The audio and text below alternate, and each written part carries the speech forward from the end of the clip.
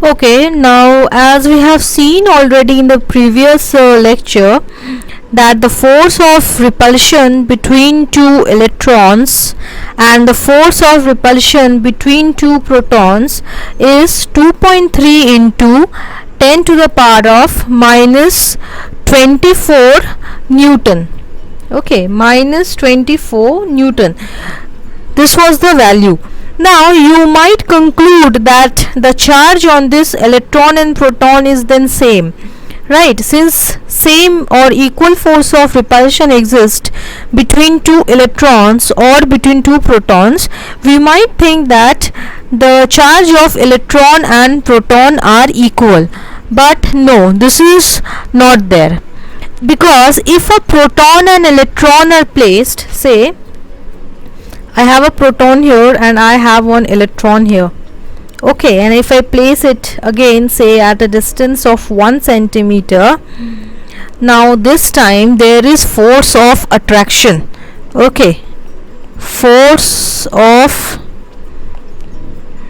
attraction, and it is also equal to 2.3 into 10 to the power of minus 24 Newton. But this force is certainly not your force of gravitation, but this is your force of electrostatic attraction.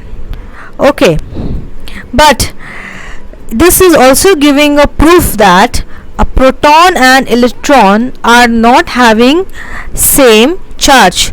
In fact, these two are having two opposite kind of charges. Both are not having same kind of charge, and by convention we take charge of proton as positive. This is just a convention. Charge of proton is positive and charge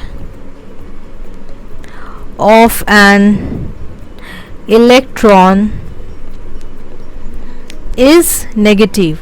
So even though these two may have equal charge, but the nature of charge is not same. Also, if we take a pack of say few electrons and protons, so this is one pack. Here I have got some electrons. Say I have got 5 electrons and 5 protons. So this is a pack. Now this pack is neither going to attract nor repel any other electron or proton.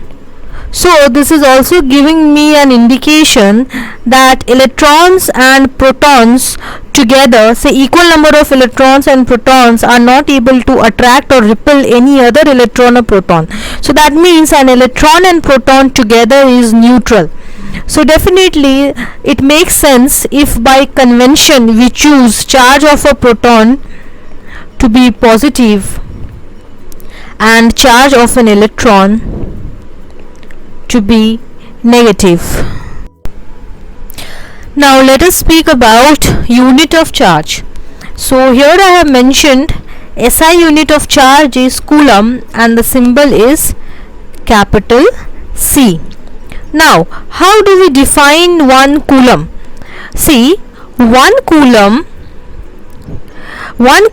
is the charge flowing through a wire in 1 second if the electric current in it is 1 ampere. So this is how we define 1 coulomb.